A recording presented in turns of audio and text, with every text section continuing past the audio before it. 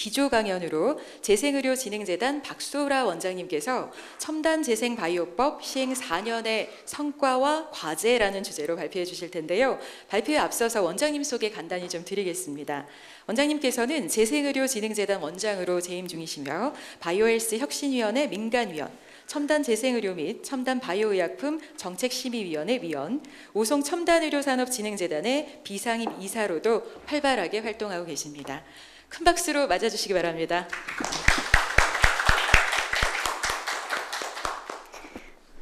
네, 이런 귀한 자리에 또 시기가 아주 적절한 이 시기에 이런 정말 중요한 아젠다로 첨단 재생의료 관련한 이런 미래 포럼을 마련해 주셔서 너무 감사드리고 거기다가 저를 이렇게 초청 강의를 할 수 있게 기회를 주신 국민일보와 그리고 쿠키뉴스 관계자 여러분께 진심으로 감사드립니다. 이게 2019년 7월 16일입니다. 2019년 국민일보 쿠키뉴스 미래의학 포럼에서 제가 그때도 발표를 했었고요. 그때는 제목이 재생의료 어디까지 왔나? 현재와 전망이었습니다. 그때가 법이 통과되기 전이었고 굉장한 논란이 많았던 그런 시기였습니다. 이게 법이 통과되어야 된다, 안 돼야 된다. 그때 재정법이었으니까요. 그런 시기에 굉장히 중요한 기회를 마련해 주셨고 그때 토론을 정말 하면서 많은 귀중한 그런 정보도 많이 얻고 또 여러 의견을 또 모을 수가 있었습니다. 그래서 잘 대응을 해서 그때 한 달 뒤에 법이 제정되었던 기억이 있습니다. 그래서 제가 그 과거 자료를 한번 찾아봤습니다. 다시금 감사드립니다. 5년이 지난 이 시점에 제가 또 이런 의미 있는 발표를 하게 돼서 더더욱 기쁘게 생각합니다. 한번 첨단 재생의료 정의 및 범위를 한번 되짚어 볼 필요가 있을 것 같습니다. 법에 이와 같은 정의가 이렇게 박혀 있는데요. 신체 구조 기능을 재생, 회복, 형성하거나 질병을 치료 혹은 예방하기 위해 인체 세포 등을 이용하여 실시하는 치료라고 되어 있습니다. 사실은 모든 질병이 다 포함이 되어 있습니다. 이 정의에는 그렇고 예방까지 하라고 되어 있습니다. 그리고 중요한 이 의약품이 바로 인체 세포 등을 이용한 거다 하는데 그 사이 5년 동안 굉장히 많은 기술 혁신이 생기다 보니 과연 이 범위에 들어가냐 안 들어가냐에 대한 그런 기술의 논란이 생기고 있습니다. 하지만 이제 그럴 때마다 이 법의 철학, 이 법에 추구하는 그런 정의 이런 부분이 더 중요하지 않을까 하는 그런 이야기를 하게 되는데요. 이 부분은 끊임없이 기술이 변하는 영역이기 때문에 우리가 그런 정의는 여기에 거의 다 포함이 될 것 같은데 기술의 범위라든지 이런 것들은 좀 더 유연성을 가지고 우리가 볼 필요가 있다고 생각을 합니다. 법이 제정되고 개정된 배경은 크게는 의료 패러다임이 전환되고 있다는 거였고요. 근본적인 치료를 추구하게 되었고 그 다음에 두 번째는 도저히 치료법이 없는 환자들이, 절실한 환자들이 이런 치료 요구가 굉장히 높다는 겁니다. 치료 요구가 높은 부분은 더더군다나 그런 특히 인허가 당국을 굉장히 당혹스럽게 할 정도로 그 요구가 높은 거죠. 뿐만 아니라 이 허가받지 않은 그런 치료 기술이 가능한 나라로 해외 원정까지 가게 됩니다. 특히 이제 우리나라 같은 경우에는 주변 국가로, 아시아 국가로 굉장히 많이 가게 되고 또 미국도 굉장히 많은 줄기세포 클리닉을 운영을 하고 있고요. 이런 사회적인 문제가 생기기 때문에 이에 대한 대책이 필요했었다 하는 거고요. 그리고 이제 이런 요구가 많아지고 수요가 많아지고 하다 보니 시장이 굉장히 급격하게 성장할 것이라는 그런 예측이 있었습니다. 그런 큰 배경을 세 개를 기반으로 했을 때 1번과 3번은 어느 정도는 이 법이 생김으로써 좀 충족이 되었는데 특히 이제 두 번째 해외 원정 치료 가는 부분은 그때 논란이 굉장히 제일 많았던 부분이고 법에서 빠지게 되었습니다. 그래서 개정이 결국은 이 배경 이해 부분을 좀 해결하기 위해서 개정이 되지 않았나 생각을 하고 있습니다. 여기서 우리가 법이 제정되고 개정되는 추진 과정 보시면 2019년 8월 27일에 그 국회를 통과하는데 딱 한 달 한 일주일인가 뒤에 그러니까 국민일보에서 했던 미래의학 포럼에 그 한 달 뒤에 이렇게 법이 통과하게 되었고요. 근데 참 법의 통과라는 게 힘든 과정인 게 논란이 있으면은 그 부분에 대해서 어떤 법에서 빠지거나 또는 변화하거나 하는 그런 현상이 생기더라고요.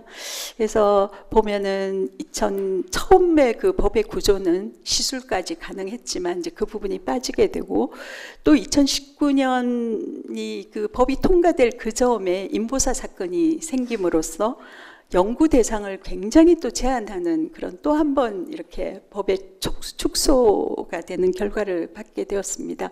그럼에도 불구하고 이제 법이 통과되고 그걸 기반으로 우리가 많은 안전한 데이터를 축적함으로써 요번에 개정이 될 수 있었다고 생각을 합니다. 여기 보시면은 뭐 자세한 숫자가 큰 의미가 있는 건 아니지만 전체 왼쪽에 보시면은 그 심의의 신청 건수가 이렇게 증가하는 걸 볼 수 있습니다. 그런데 안타깝게도 계속 확 증가하다가 24년도에 이게 좀 그렇게 많이 증가를 하지 않고 있는 이유는 이 임상 연구를 지원하는 연구비가 올해 12월로 끝나게 됩니다. 그러다 보니 연구자들이 멈칫하게 되고 게다가 지금 의료 이 대란으로 거의 대부분이 임상 연구에 참여하시는 많은 교수님들이 의과대학 교수님이십니다. 그러니까 지금 임상 연구를 적극적으로 진행을 하지 못하는 그런 지금 안타까운 그런 시간을 우리가 겪고 있는 것 같습니다. 그럼에도 불구하고 처음에 그 심의위원회 이게 법이 2019년부터 우리가 8월부터 시행을 했지만 실질적으로 임상연구의 첫 번째 시작은 2022년도 1월에 시작을 하였습니다. 그 이유는 안전관리 체계를 충분히 잘 갖추기 위해서 그렇게 했었고 또한 심의위원회 심의의 가이드라인이라든지 이런 것들을 철저하게 만들기 위해서 그런 좀 지연이 있었다는 말씀을 드리고요. 보시면은 심의 건수 및 심의 결과의 것도 퍼센트가 이렇게 조금 증가하는 걸 볼 수가 있습니다. 그런데 이제 심의가 그러니까 심의위원회가 민간위원회인데 그 위원회 전문가들이 모여서 하는 심의위원회에서 적합 판정을 받은 게 지금까지 누적 건수가 42건입니다. 42건인데 여기에 또 그 사이에 이게 지금 4월의 그 데이터인데 며칠 전에 데이터를 보시면은 현재 적합 판정을 받은 심의위원회를 통과한 거는 45건인데 이 중에 그 고위험은 식약처장의 승인이라는 굉장히 어마무시한 그런 허들이 있습니다. 사실 식약처장님이 승인을 한다는 거는 정말 큰 무게를 가지는 거거든요. 그게 이제 법이 통과될 때 그때 만들어졌던 문구였는데 그 제도였는데 이제 그것 때문에 사실은 굉장히 시기적으로나 이런 게 어려움이 많습니다. 그래서 어쨌든 식약처에서 최선을 다해서 노력을 하시고 계시지만 몰려드는 상업용의 임상시험 플러스 여기까지 감당하시는 것도 굉장히 저는 감사하게 생각을 합니다. 근데 어쨌든 이 부분 때문에 현재 그 45건 중에 최종 9건은 최종 불성이 됐었고요. 식약처로부터 현재 또 2건은 식약처 심사 중이고 하다 보니까 전체적으로 33건만 지금 임상연구를 시작할 수 있게 되었습니다. 제가 어제하고 그저께에 임상연구 지원 사업의 성과 교류회를 개최해서 처음으로 그 임상연구 책임자 대부분이 아니라 전부 다 그 의사 선생님들이신데 그분들이 모여서 이렇게 성과 교류회를 했습니다. 그때 이제 다 모아보니 올해 7월 기준 한 과제는 23개, 아까 33개의 과제 중에 연구비를 지원했던 사업이 23개고요. 그 중에 이제 대상의 환자들, 어쨌든 이런 새로운 어떤 치료의 연구 대상이 되신 분이 123명이더라고요. 질환의 종류는 한 22개 정도가 됩니다. 굉장히 다양합니다. 다 질환도 다르고요. 같은 질환이라도 그 어떤 질환이 진행된 상황도 다르고요. 그래서 국비가 한 180억 원이 지원이 되었습니다. 이 중에 과학적 성과를 말씀을 드리면은 논문을 쓰라는 그런 의무사항이 없었습니다. 그럼에도 불구하고 제가 놀랬던 게 그 하신 임상연구 책임자들이 정말 논문을 써서 전 세계에 발표하고자 하는 그런 열망이 굉장히 많으셨고 특히 나간 논문은 임팩터가 굉장히 컸다는 말씀을 드리고요. 그리고 해외 학회에 이렇게 초청 연자로 초대를 받으시고 하는 그런 지금 이런 성과를 외부에 인정받는 그런 과정을 겪고 있습니다. 특히 이제 뭐 경제적 성과라든지 이런 부분보다는 의료적 성과에 대해서 제가 좀 더 강조를 하고 싶습니다. 다는 보여드릴 수 없지만 좀 더 주요한 성과라고 생각되는 것을 몇 가지 소개를 드리면은 첫 번째 그 사이토카인 유도 살해세포를 접목해서 그 굉장히 위험한 혈액암 환자에게 투여함으로써 세계 최초의 사이토카인 유도 살해세포 치료 효능을 검증을 할 수 있었다는 그런 말씀을 드리고요. 그리고 갑상선암 환자를 수술하는데 이 기도가 손상을 입을 수밖에 없죠. 거기에서 세포 바이오 프린팅 기술을 가지고 임상을 성공을 하였습니다. 환자가 바로 태어나자마자 직장에 일을 할 수 있을 정도로 건강하게 회복이 되었고요. 그 다음에 오가노이드에 대한 연구가 굉장히 많이 진행이 되고 있지만 전 세계적으로 임상 건수가 그렇게 많지는 않습니다. 근데 우리나라가 일본 다음으로 두 번째로 오가노이드 임상을 성공을 했다는 그런 의미가 있고요. 특히 이제 카티 치료제는 킴리아라고 너무나 유명하니까 잘 아실 겁니다. 우리나라에서 3억 5천이지만 외국에는 5억이죠. 이제 그런 비싼 그 치료제를 좀 더 병원에서 제조해서 자동화 시스템을 이용해서 제조하는 그런 어떤 플랫폼을 구축하신 부분으로 이 의료 현장에서 만들어서 환자한테 하는 경우에는 시간, 비용 절감 가능성을 우리가 검증할 수 있었습니다. 그리고 간암 환자에서 여러 면역세포 치료제와 병합함으로써 재발률도 낮추고 또 새로운 그런 효과도 우리가 얻을 수가 있었다는 결과를 말씀하셨고, 그 다음에 그 코비드 이후에 굉장히 심각한 호흡성 질환을 가지고 계신 분에게 이런 바이러스, 그 코비드 바이러스의 특이한 자가 T세포를 주사함으로써 치료함으로써 그 중증 환자가 완치된, 정말 이거는 굉장히 귀중한 자료로 생각이 되고 이걸 기반으로 해서 향후 호흡기 질환, 특히 이제 여러 가지 이제 감염 질환에 지속적으로 나올 텐데 거기에 대한 대응을 마련할 수 있을 거라고 생각합니다. 무엇보다도 제가 감동을 받았던 것은 환자와 환자 가족의 목소리가 있었다는 겁니다. 카티세포 치료제로 학업에 복귀한 젊은 환자, 그래서 그 인터뷰에 더 살아서 꿈을 꿀 수 있는 일이 많이 남았다는 게 너무 기쁘다는 이야기, 그리고 어린 환자가 이제 완치되었을 때 아버지가 하시는 말씀 중에 정말 가슴을 울리는 이야기가 비로소 정상적인 가정이 되었습니다 하는 이야기. 그런 것들이 정말 이게 임상의 그런 우리가 보고자 하는 게 아닌가, 임상 연구가 추구하는 바라고 생각을 합니다.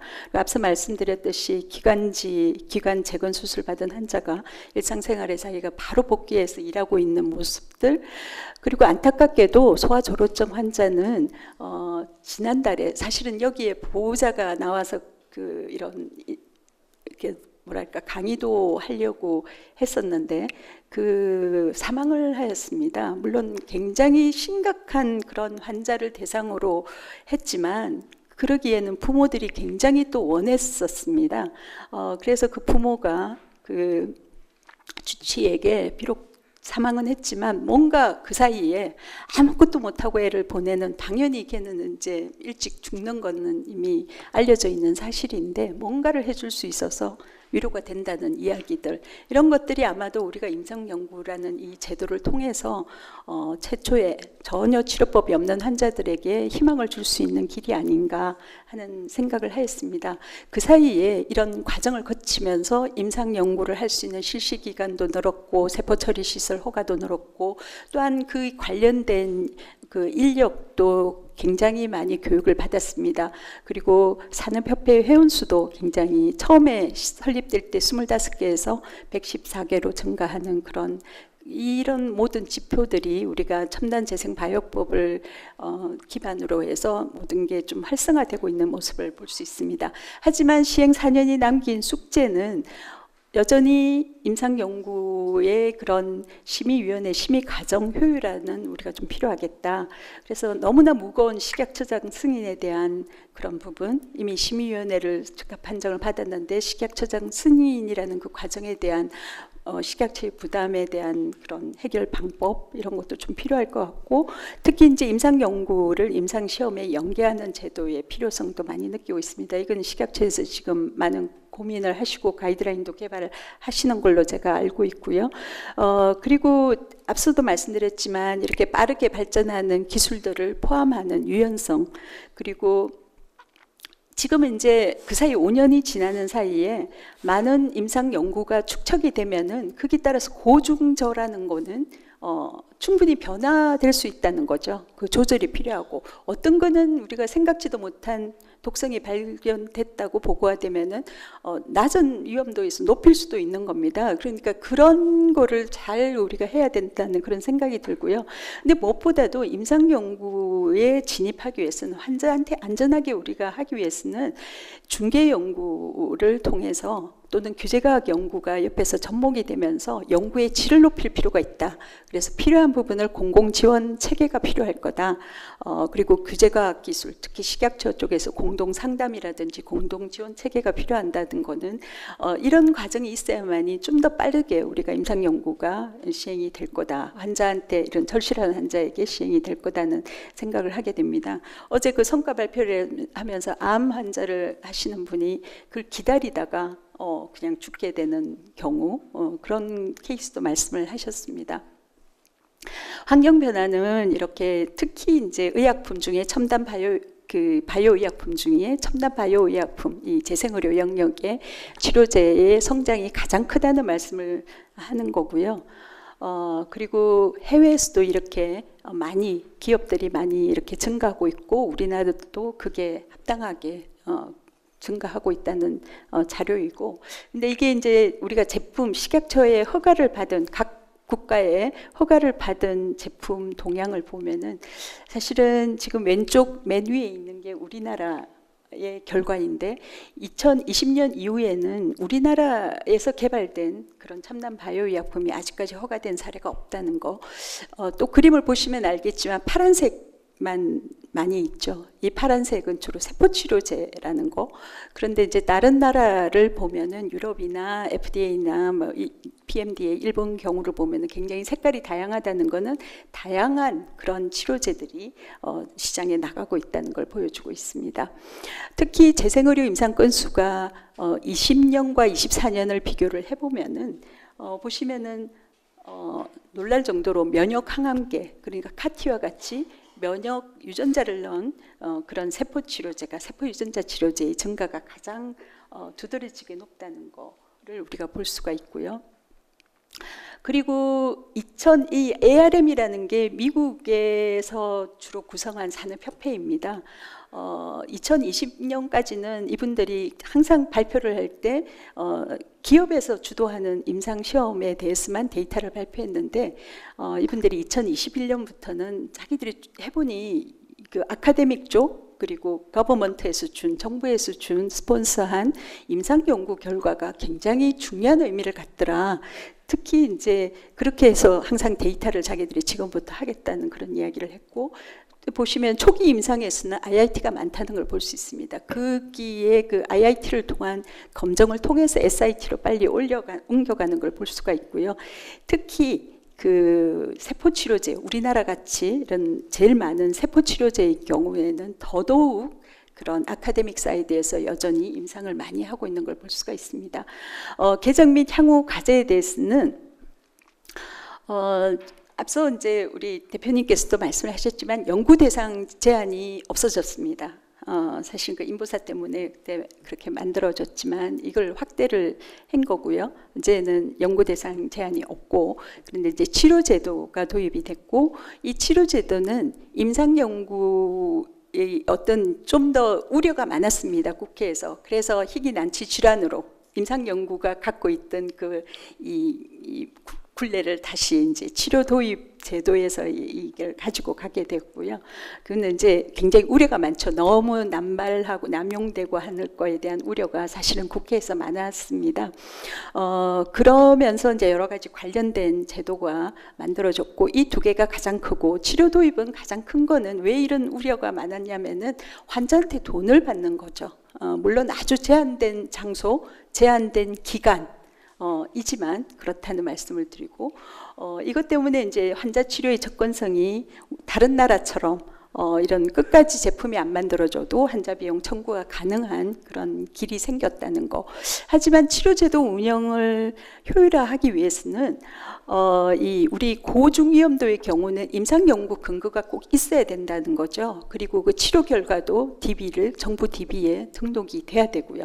그리고 대부분 5년 정도가 맥시멈, 일정 기간 후에 평가를 하는, 그러니까 환자 안전 관리도 치료에서 하고, 그 다음에 그 국가 신뢰도 강화에도 굉장히 기여합니다. 사실은 최근에 일본이 변하고 있습니다. 굉장히 그 면역세포 치료제라든지 자유진료로 많이 했었는데요. 일본도 이번에 디클레어를 했습니다. 자기들도 그 데이터 관리를 하겠다 하는 이야기를 했고요. 그리고 이제 근데 여기에서 이슈가 되는 거는 우리가 임상연구의 근거가 임상연구로 근거가 확보돼야 되는데, 그럼 임상연구의 범위를 우리가 어떻게 할 거냐? 지금 상업용으로 하고 있는 그 결과도 억셉트할 거냐? 또는 국외 임상시험, 임상연구 결과도 할 거냐? 하는 것들이 지금 좀 논란이, 우리가 시행령을 만드는데 굉장히 이슈가 되고 있습니다. 그리고 가장 사실은 치료에서 가장 중요하고 어려운 이슈는 환자 비용 부담입니다. 고비용이 될 건데 이게 대한 사회적 논의가 필요하고요. 그렇기 때문에 한쪽에서는 이런 사회적 경비를 감소할 수 있는 혁신적인 그런 방법이 필요하다. 그래서 이게 병원과 기업이 좀 협력을 하게 되면은 여러 가지 비용을 감소시킬 수 있지 않을까. 아까 포인트 오브 케어처럼 그 병원 현장에서 만들고 치료를 하는 경우에는 좀 낫지 않을까. 그런 것도 우리가 도입을 해봐야 될 것 같고, 그리고 또 하나는 이런 단순 배양 세포 치료제. 이때까지 우리나라 제품들은 줄기세포를 배양을 해서 하는 치료제였는데, 이런 것들은 좀 치료제도로 진입을 하게 하고, 기업은 글로벌 경쟁력이 있는 세포 유전자 치료제, 조직공학 치료제로 우리가 개발에 집중하는 것이 합당치 않을까 하는 그런 의견을 낼 수 있습니다.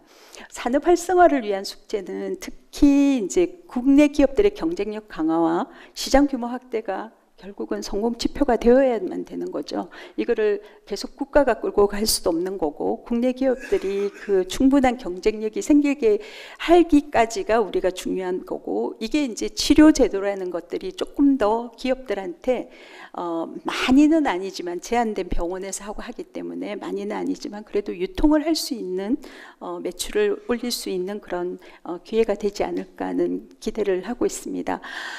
한쪽에서 분명한 건 지금 전 세계적으로는 이 가격이 가장 문제입니다. 수억, 몇십억을 호가하는 이 비용을 낮출 수 있는 기술과 시스템 개발에 굉장히 투자를 많이 하고 있는데, 사실 우리나라가 지금 제조혁신기술을 산업부에서 지금 4년을 예타 실패하였습니다. 이제 그런 거에 대해도 지금 국가가 전략적인 투자가 필요하고, 아까 의료 전달 서비스 부분에 이제 넣는 부분, 그다음에 산업 활성화 전까지 필요한 전문 영역이 참 많습니다. 이게 제품이 되기까지 그런 공공기능 또는 공공과 민간이 합동할 수 있는 그런 기능을 좀 현실화할 수 있는 지원이 필요할 거다 하는 거고요. 이런데 이제 이런 모든 가격을 낮출 수 있는 기술과 시스템 개발에는 누구가 열심히 하셔야 되냐면은 식약처의 그런 적극적이고 유연한 대응이 필수적이라는 거죠. 지금 GMP는 다 이렇게 하드웨어적인 시설에서 만들어야 되는데 이거 포인트 오브 케어로 기계로 만드는 걸 어떻게 받아들이실 건가 하는 그런 부분 하나하나가 전부 다 식약처와 연관이 있는 겁니다. 그래서 이 부분을 정말 우리가 규제과학적으로 해결을 해야 될 것 같고요. 사실은 그 우리 자료에 있는 내용은 요 하나하나를 좀 이렇게 대표적으로 제가 설명한 거니까 그냥 자료로 참고를 하셔도 될 것 같고요. 마지막으로 제가 말씀드리고 싶은 거는 우리나라 재생의료 생태계를 경쟁력 있게 외국 기업이랑 비교를 하려면은 지금은 너무 작은 기업들이 힘들게 가고 있고, 그리고 그 기업들이 지금 바이오벤처가 몇 년 동안 굉장히 안 좋았습니다. 제가 너무나 안타깝게 생각하는 그런 좋은 기술을 가진 기업들이 지금 사람을 내보내고 문을 닫고 그렇게 하시는 거죠. 그래서 이런 생태계를 조금 더 오히려 다 모아서 버추얼하게 이게 아예 한국 재생의료 기업이라고 가상적으로 만들어 보면 어떨까? 만드는 게 아니라 모여서 하는 거죠. 그래서 퍼블릭 사이드는 이제 정부 인허가 당국이나 복지부 보험 당국 뭐 여러 데가 있을 겁니다. 신의료 기술을 주는데 이런 쪽이 있을 거고, 프라이빗은 이제 민간 기업이 될 것이고요. 이제 거기에 중간에서 코디네이션하고 모듈레이터를 하고 또 돈을 신속하게 투자할 수 있는 어떤 세그멘트별로 이제 그런 어떤 기능이 필요하다면은 이 기능을 제가 보니까 노바티스, 하나의 노바티스라고 생각을 하시면 어떨까 싶습니다. 이 구조를 다 가지고 있거든요. 그래서 그런 각각의 역할을 하는 분은 우리나라에도 역시 있으니 이걸 하나로 모아서 좀 더 운영을 하는 게 필요하지 않을까. 거기에 꼭 뒷받침될 수 있는 거는 안전 확보, 그 다음에 법 제도, 이게 경제사회 파급 효과, 이런 것들을 또 국민 소통을 할 수 있는, 오늘 같은 기회도 굉장히 좋지만 전문적인 국민 소통을 하는 그런 LC 연구, 이런 것들이 되어줘야만이 우리나라의 기술들이 글로벌 경쟁력이 있을 거라고 생각을 합니다. 이게 이제 제가 마지막 슬라이드인데, 그때 5년 전에 이 자리에서 해결해야 될 주요 이슈들을 나열을 했는데요. 거의 비슷합니다. 그 말은 5년 동안 크게 우리가 정말 액션은 좀 하지 않았다. 제일 열심히 하신 데가 복지부에서 법을 개정하신 그거신 것 같습니다. 그래서 일단 제도적으로는 인프라를 까셨고요. 거기에서 지금은 더 이상 늦추면은 이제는 우리가 변명할 것도 없고 산업은 점점 경쟁력이 떨어질 것 같아서 이제는 한번 다시 5년 뒤에 만약에 제가 뭐 발표를 할 수 있을지 없을지 모르지만 그때는 똑같은 이런 이슈나 문제점들이 반복되지 않기를 바랍니다. 네, 감사합니다.